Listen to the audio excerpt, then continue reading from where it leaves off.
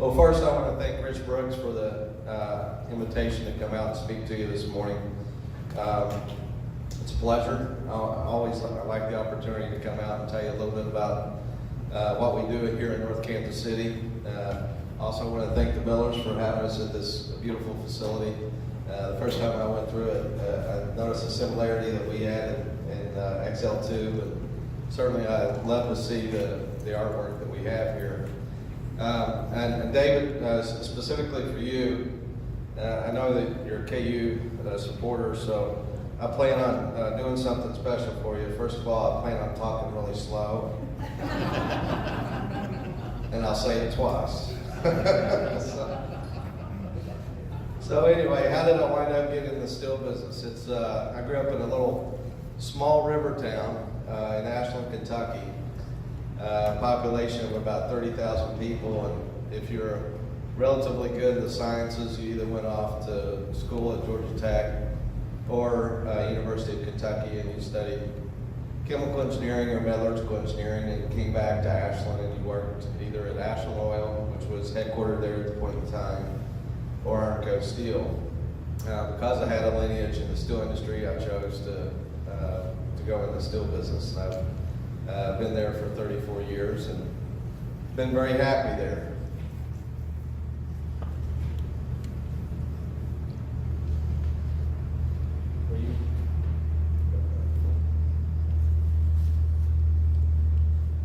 Sorry. Just to give you a little bit of an agenda that we're going to go over today. SBS companies highlighting EXLTUBE, the history, the values, fascinating facts about the steel industry. Certainly, under our current president, we've had a lot of press. The steel industry has had a lot of press about trade tariffs that have been in place since he's been in office. And I know for the most part, a lot of the tariffs have been viewed negatively, especially by the end users of steel. But I'd like to give you a little bit different perspective. Certainly, I'm not going to get political with you. I just want to give you my viewpoint from free versus fair trade. A lot of people here don't know what we do at EXLTUBE. There's 700,000 square feet down there. As John mentioned, what in the world do you do down there? So hopefully you walk away from here with a better understanding of the products that we manufacture and the markets that we service, and also who we are and what we believe in. And then lastly, whoops. Test, okay. Lastly, I have a video still making. Granite City works, well, let me say this. When I got there, Nucor Steel was our primary supplier. They're probably the benchmark for manufacturing in the United States. They're a $20 billion company that made $3.8 billion last year. So they're just a tremendous organization, and they were our supplier when I got here. They chose to buy some of our competitors, and we now compete with them. So we chose to move our supply base from Nucor to another mini mill, SDI. And then when Granite City opened up, Granite City is just across the state from us. So the most cost-effective supply chain wins in the steel business. So we chose to go to Granite City, and Granite City has our contract this year. So that's the agenda for today. Just to break out, SBS, we're a privately held company, and yes, it's kind of ironic for a kid from Ashland, Kentucky to be working for a company in Manhattan. I've been to a couple of K-State ball games, and it's kind of awe-inspiring walking into Bill Snyder Stadium, driving in on the Bill Snyder Freeway. And you're absolutely right. Whenever I check into a hotel, everybody's excited that the coach is coming into town, but they're always disappointed when they see my face. But we're broken out into two separate groups. First, I'll start in the service centers. We have 6 different locations scattered throughout the Southwest. We have 2 in Houston, we have 2 in Oklahoma, we have 1 in Missouri, and 1 in Kansas City. And for those of you that aren't familiar with the steel industry, the service center, many end users buy a multitude of products. So they can't buy truckload quantities from mills, but they can buy truckload quantities of the various products that they use. So for instance, at EXLTUBE, we would ship only truckload quantities out, and 80% of what we ship out goes to distribution.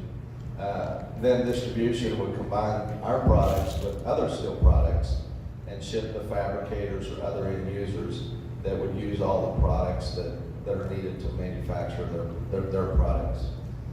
So the company was actually founded as a service center by a gentleman by the name of Jack Goldstein, and it's a privately held company. Today our revenues, I think, almost exceeded $900 million. There's the business on the left. We just opened up a new facility in Monterrey, Mexico, greenfield site, beautiful facility. We followed one of our big customers down there. They asked us to follow them, Trinity Railcar. So we're made quite an investment down there and looking at growing our footprint in Mexico. The part that I manage is on the left. It's a tubular group. Of course, that captures EXLTUBE, the North Kansas City location. SBS Metallurgical Laboratories is its own P&L. We do a multitude of different type of testing for the steel industry. We do it both internally for our own steel testing needs, but we also do it externally for other customers. So I've got a really bright young man that manages that business, and he's grown it into a very attractive P&L for the company. So it's kind of exciting to see where we can go with that. And then there's another business that we bought 3 years ago. It's located in St. Louis. It's a service center as well, but it's a tubular service center, and it's predominantly galvanized tubing, which is used in a lot of corrosion-resistant applications. And just to give you an example of some of the areas that they would supply, greenhouses. I noticed coming in, Stumpy down the street, used to be a customer of Tubular USA. The solar, which certainly under the Obama administration was going crazy. We were shipping tremendous amounts of volume into the solar business. And then playgrounds. So anywhere you can think of a tubing that would be in a corrosion-resistant environment, more than likely Tubular USA would supply that. They would buy the product directly from a mill, and then they would fabricate it, and oftentimes they provide kits that go directly to the manufacturer, so it's easy for them to assemble once they receive them. A little bit about EXLTUBE's history. It was founded in 1981 as a manufacturer of structural and mechanical tubing and tested pipe. That probably doesn't mean a lot to you. It'll mean a lot more after you see the video. But really it was, the ownership didn't have the checkbook to be able to support the capital needs of running a steel company. Our invested capital every year, every month, we have over $100 million in invested capital that we manage month in, month out. So you have to have some fairly deep pockets to manage a steel business. And fortunately, we were bought by someone that did have some fairly deep pockets. And not only did they give us the working capital needs to buy the necessary inventory, but they also provided us a bunch of money for new investments. So it's part of my responsibility is to make sure that we maximize the investments that they made over the last 3 to 5 years, so that they can get so the shareholders can get the return out of those investments. So we're excited about where we stand right now, our progress on that, and we're looking forward to the future. We actually were given a green light by our board of directors to expand again this year, to add another mill to our existing facility. But our management group had a lot of discussions on it, and we decided that we haven't fully optimized the investment that they made in us so far. And with limited resources that we have, we're concerned that we would lose our focus on the investment they made in us so far. So we're going to delay that a little bit. But the company will certainly be growing going forward in North Kansas City. We're unique. Again, the steel industry is a operationally excellent industry. So what do I mean by that? The number one driver in the steel business is cost. You have to have lowest cost, and you have to have really good salespeople that are good negotiators so that they don't leave a dollar on the table. That's really the key to the steel business. And one of the advantages that we have is that we can make a multitude of products from one location, and it's unique in that we can do that. We're the only manufacturer in the United States that has the capability of producing all three products under one roof, so it's a very distinct advantage. We have over 700,000 square feet, which is significant. Had plans to add another couple 100,000 square feet this year with the new mill, but decided against that. Probably will happen in the next 2 to 3 years. Continuing to look to expand our footprint for future growth. We don't employ that many people, 105 people. Steel businesses that do well in the United States don't have a lot of people. And that's because we're competing worldwide. And we pay good wages, and countries like China, other countries don't pay nearly what we pay. So as a function of that, you have to automate, and you have to become as efficient as you can, so that your manpower per ton, your cost per ton, goes, as it relates to the human element, goes down as much as possible so you can compete on the world stage. And I'll get into more of that later. And yes, we make over 10,000 miles of pipe and tubing. If you put it end to end, it could run from LA to New York and back and back and back. So when I looked at that number, it was kind of hard to comprehend, but it's a lot of pipe and tubing that we ship out of that facility. The values. We compete against some really big companies. I mentioned Nucor. Nucor is really the benchmark of success over the last 20 years for a manufacturing company in the United States. It used to be GE back during the Jack Welch days, but no doubt the company now that's the benchmark is Nucor. So they bought up a lot of the assets that directly compete with us. So what does that mean for us? That means that we really have to be on our game, because they have a lot more resources to throw at issues than what we do. So we have to be smarter with fewer people, no doubt. And our other competitors are much bigger than we are as well. We recognize the value of all individuals. We have open door policies. We have suggestion boxes. Michelle Roachka, who I'd like to acknowledge here, she is our HR manager, and she just does a fantastic job in engaging the people on the floor and seeking their ideas. Naturally, we have a business to run, and we can't appease everyone. But when they do come up with good ideas, we really try to implement them. And we have quarterly meetings with them and talk about issues, and anything they put in the suggestion box, no matter how sensitive it is, we address it with them. So we take a great deal of pride in that. Ethical, accountable, and transparent.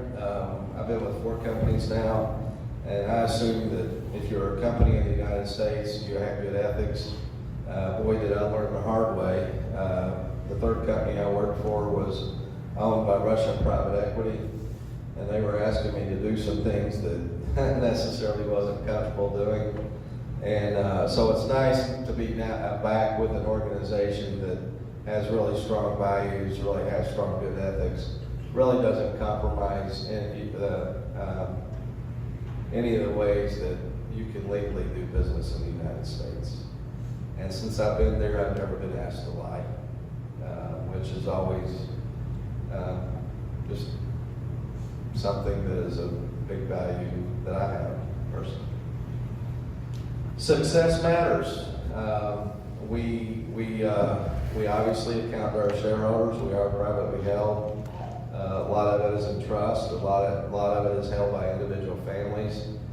Some of it is held by the managers in the company. And clearly, we value our stock every year. And it's an investment for a lot of people. And some success does matter return back to the shareholders. Fortunately for EXLTUBE, the last 3 years, I've been there 3 years, we've experienced some good markets. We had a decent year in 2016, a good year in 2017, and a year that Excel has never seen in the past in 2018. So we really blew it out of the water in 2018. And lastly, service. And we preach this, what is service to me? Service is doing stuff that you need to get done when nobody else is watching. You just feel the need to get things done, right? So those are the things that really matter to us. Every quarter we talk about caring for our employees, and the number one priority that we have in the organization is safety. I think I mentioned in some of the highlights of our industry that we bring in 32-ton coils. It's literally 16 mid-sized vehicles. Pick it up on a crane. We have 20 cranes inside our plant. So we have a lot of overhead cranes, a lot of moving parts. It can be a very dangerous environment to work in. And very, very pleased that our safety record, we're not perfect, but we have certainly improved. We deploy third-party resources as well as our own safety department. One of the things that we dwell on all our employees, regardless of our push to improve our productivity, if you get in a situation where you feel that it's no longer safe, stop. Just stop. So, those are our values, and our mission is to consistently exceed customer expectations in everything we do. And the true test, there's a very branded company called Jacobson's and Associates that really has the market cornered in the steel market in doing customer satisfaction surveys. And we were voted the #1 company in overall satisfaction, which was incredibly rewarding to all the employees at EXLTUBE. It really provided us a moment of celebration, recognizing that it's a moment in time and that we need to continuously improve. If we don't, someone else will pass us up. But again, it's something we are proud of simply because some of the people that we're competing against are pretty darn good competitors. So we are very, very, very pleased with that. What did it result for us? With the investments that they made, the goal or the plan is to expand our capacity by over 50%. We're not quite halfway there yet. At 50,000 tons, we'd be halfway there. But we have, based on our success in 2017 and 18 with the product, the quality, the service, the sales, we have commitments where we'll be able to get close to our goal in 2019. And we're doing it not only because the market's been good, but we're doing it also because we're taking market share. And that's really exciting for us. One thing I would say about quality, so I had this number. We shipped out about 80,000 truckloads last year. And of the 80,000 truckloads that we shipped, we had half a truckload that was rejected at a customer location. So it's a 0.006 rejection rate. We'd like that to be 0, but that's pretty darn close. So we really focus on the quality of our product. All the employees on the plant, they're incented based on gain sharing, which means they're incented on things that they control. The individual units they control, the tons they get through that unit, the quality of the product coming through the unit, and how safely they work on that unit. So That's a big part of the pay. That can be up to 30%, 40% of their overall pay package. Some interesting facts, and I'll just read through these. I guess this is part of the reason why I came into the steel industry. It just amazed me, some of the things that when my father was in the steel industry, he actually managed the steel plant. And I remember as a kid walking through with him, 10 to 12 years old, just absolutely amazed at the steelmaking process in general. But it's the U.S. steel industry is our primary supply base. We buy all domestic steel, and is one of the most cost-effective in the world. And I'm going to talk a little bit about that. The steel industry is the world's second largest employer behind oil and gas. The steel industry is the world's largest recycler. The steel is the most recycled material on the planet, more than all of the materials combined. Unlike any other recycled material, steel can be recycled repeatedly without any loss in quality. More than 80 million tons of steel are recycled in North America every year. Steel is the main material used in delivering renewable energy like solar, hydro, and wind power. Because steel and iron expand when heated, the Eiffel Tower, which was built in 1887, is about 6 inches taller in the summer than the winter. Recycling a single steel can saves enough energy to power a 60-watt light bulb for 4 years. Some buildings in a steel plant are so long that the curvature of the earth has to be considered during its construction. They're just massive facilities. You can't imagine how big they are. Some steel plants have in excess of 100 miles of railroad track within its plant footprint. So it's just hard to comprehend the size of some of these facilities. Again, this isn't at all meant to be a political statement, not at all. Respect both sides of the party.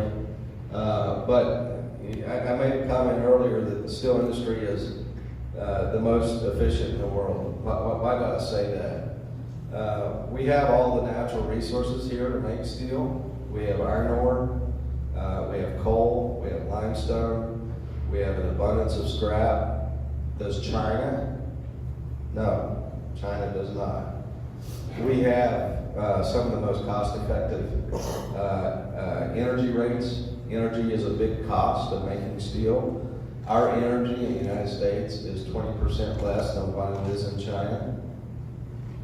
The one area that we have more cost than China is our employment wage.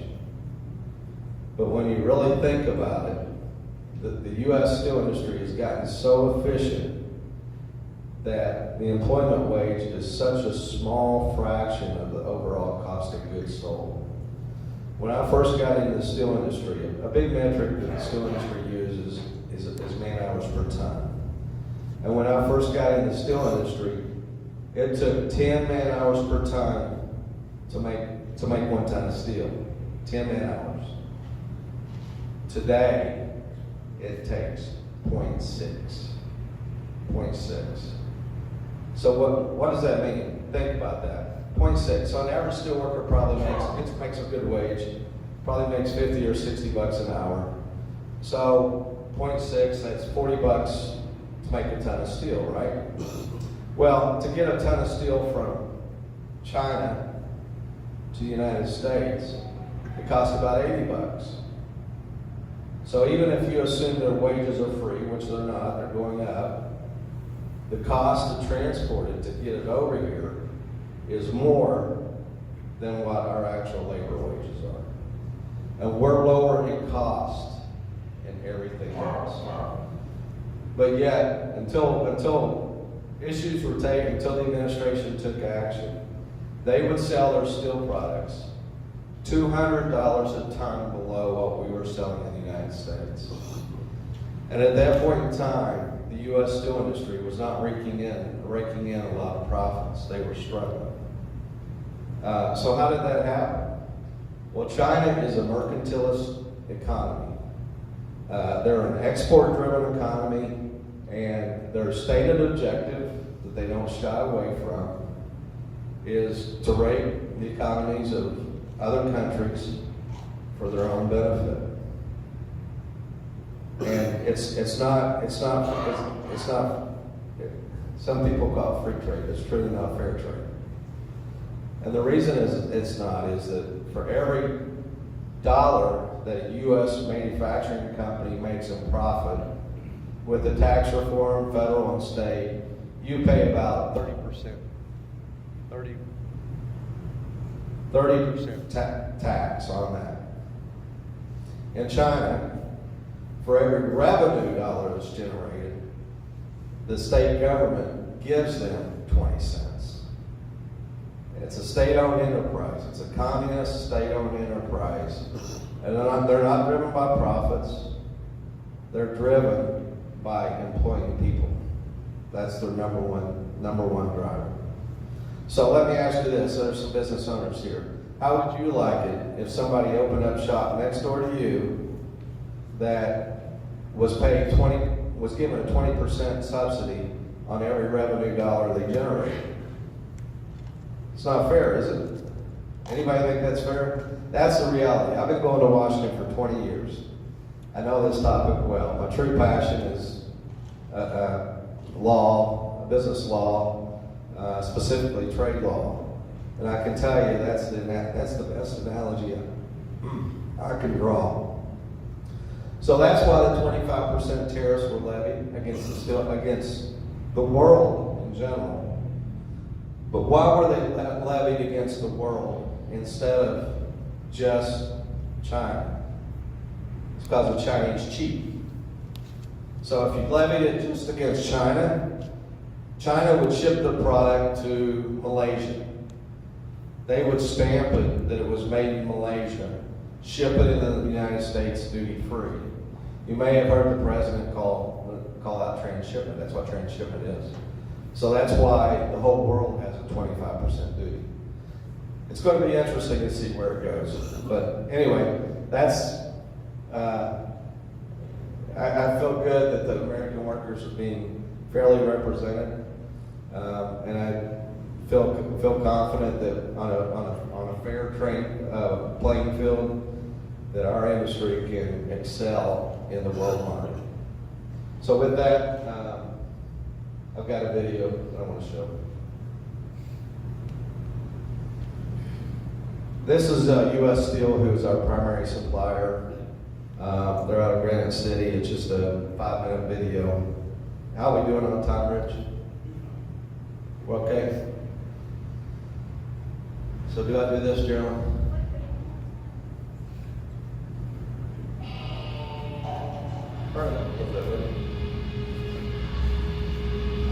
Few fireworks displays are more spectacular than the drama that is steelmaking. The story of hot metal and cold steel is fascinating from start to finish, especially when seen through the experienced eyes of United States Steel. For our company, the story begins with a blast. As rock explodes and the raw materials of steel are tossed from the earth, the rock is taconite, and the prize inside is crude iron ore. We get at it by grinding the rock to powder and separating the ore with powerful magnets. Then we form and heat the ore into marble-sized pellets that will later be converted to iron. From bituminous coal, we create coke to fuel the iron-making furnaces. We crush the coal, seal it in airtight ovens, bake for 12 to 16 hours, and remove it from the oven as solid carbon fuel. The fuel and pellets come together in the blast furnace, where we add just enough limestone to remove impurities. From below, a continuous blast of superheated air combusts the coke, intensifying the heat and changing raw materials into molten iron. Sometimes more than 90,000 tons of it a day in our largest blast furnace, where it reaches a temperature of 2,700 degrees Fahrenheit. At regular intervals, we tap this blistering groove into giant submarine motors that ride on rails to the basic oxygen shaft, where iron will be turned into steel.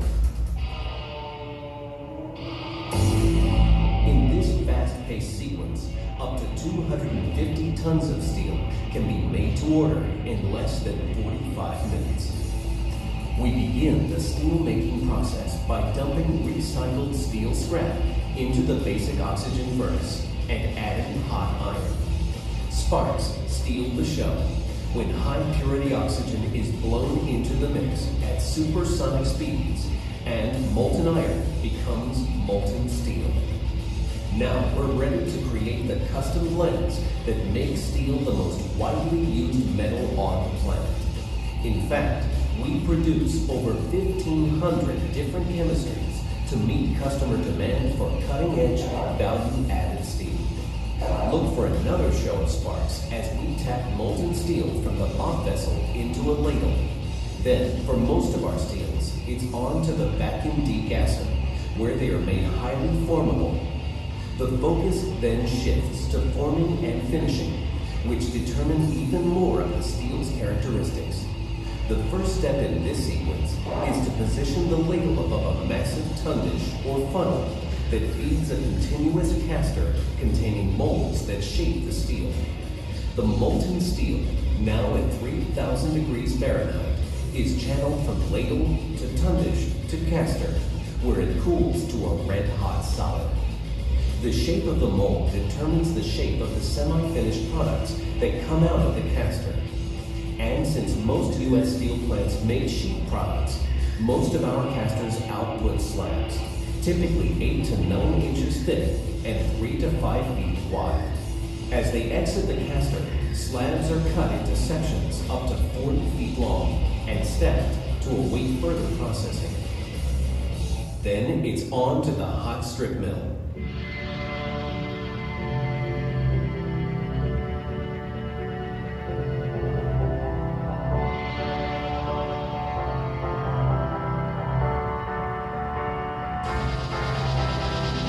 This is where we begin transforming steel slab into steel sheet.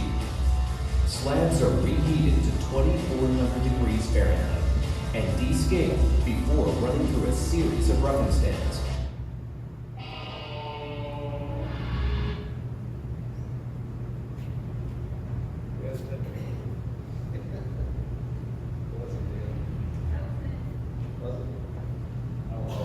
Okay, we'll run this one.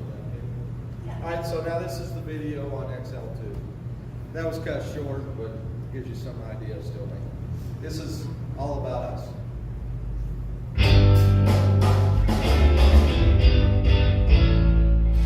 EXLTUBE employees are driven by the vision to be the most valued pipe and tube manufacturer in the United States. We are continuously reinvesting in employees, safe work environments, production equipment and processes, and system support. EXLTUBE proudly leads the industry in responsiveness to our customers. As an example of our reinvestment, we have substantially increased our footprint since moving to North Kansas City in 1983, with more than 4 separate expansion efforts. We are continuing to keep an eye on future growth needs by investing in nearby real estate to facilitate future growth and development. Our management, sales, and production teams work together to merge steadfast company values with the newest technologies to support ever-changing market opportunities. This allows us to satisfy niche marketplace needs while consistently exceeding our customers' expectations. Our company's focus on people is best demonstrated in our strict observance of safety.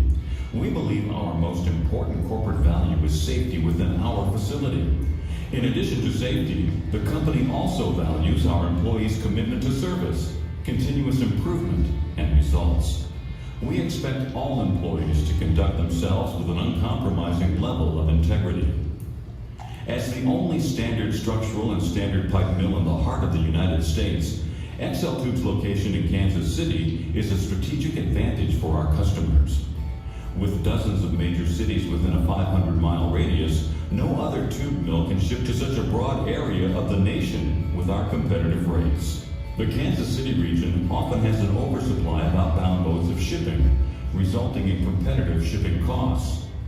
Our long-term relationships with freight suppliers allows us to capitalize on backhaul opportunities. EXLTUBE can ship straight or mixed loads to either coast via rail. EXLTUBE's open switch interfaces with all major rail lines in the United States. It's all part of how we deliver excellence. From equipment manufacturers to master distributors and service centers, EXLTUBE is perfectly situated to deliver on a timely and cost-effective basis. You will find EXLTUBE's products in some of the most awe-inspiring industrial and commercial projects, such as stadiums, museums, bridges, refineries, and high-rise office buildings. Our products are specified in agricultural machinery, including tillage equipment, which helps to feed our country. EXLTUBE products are used in HVAC applications, such as chillers. Also, our tube and pipe is used in oil structures that drill for natural gas, which is used for heating our homes, and crude oil that is refined to gasoline to run our cars and trucks.